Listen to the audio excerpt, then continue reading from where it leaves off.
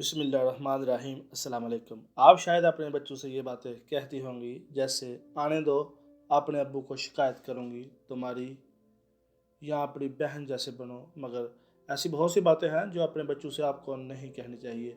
اس میں آپ کی اور آپ کے بچوں کی بھلائی ہے۔ نمبر 1، بہت اچھے یا شاباش۔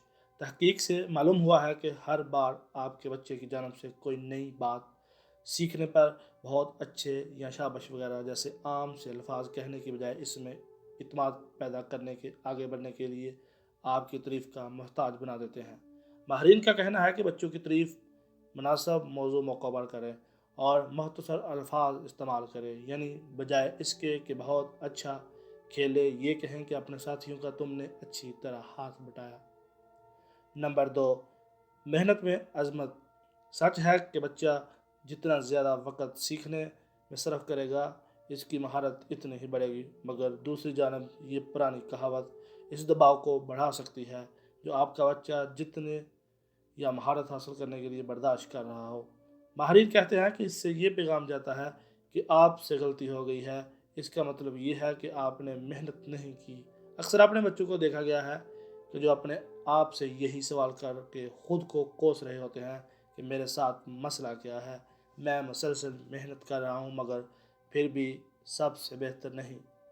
اس کی بجائے اپنے بچوں کو مزید محنت کرنے کی ترغیب دیں اور اس کی حوصلہ افزائی کریں، اس کی کارکردگی میں بہتر آئے گی اور بہتری پر اسے فخر ہوگا۔ نمبر 3، تمہیں کچھ نہیں ہوا۔ آپ کے بچے کو اگر چوٹ لگ جائے تو وہ دھاڑے مار کر رونا شروع کر دے تو یقیناً آپ کا دل یہ تسلی دینے کو چاہے گا کہ اسے زیادہ چوٹ نہیں لگی، لیکن یہ کہنے سے تمہیں کچھ نہیں ہوا ممکن ہے کہ وہ زیادہ برا محسوس کرنے لگے۔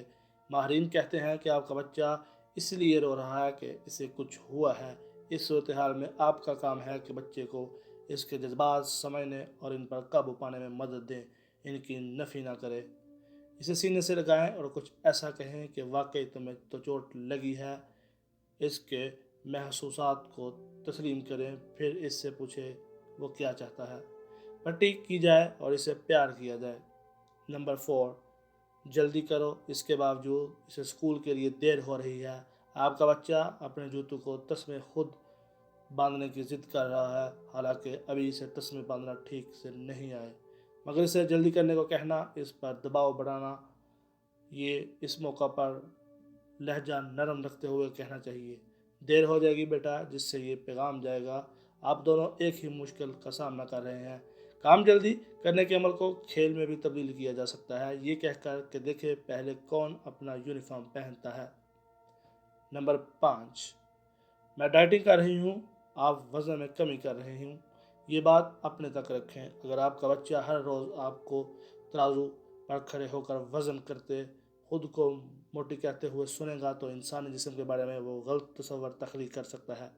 اس کی بجائے یہ کہنا بہتر ہوگا کہ میں صحت بخش غذائیں استعمال کر رہی ہوں کیونکہ اس سے میں بشاش رہتی ہوں۔ یہی طریقہ ورزش کے لیے بھی استعمال کریں کیونکہ مجھے ورزش کرنی ہے۔ یہ تاثر مل سکتا ہے کہ ایک بوجھ ہے، جبکہ یہ کہنے سے آج کا دن بہت اچھا ہے، میں ٹہلنے جا رہی ہوں، آپ کی بچی یا بچہ متاثر ہو کر آپ کے ساتھ شامل ہو سکتے ہیں۔ مزید اس طرح کی انفارمیٹیو ویڈیو دیکھنے کے لیے چینل کو سبسکرائب کرنا مت بھولیے اور بیل آئیکن پر ضرور کلک کیجیے۔ السلام علیکم ورحمۃ اللہ وبرکاتہ۔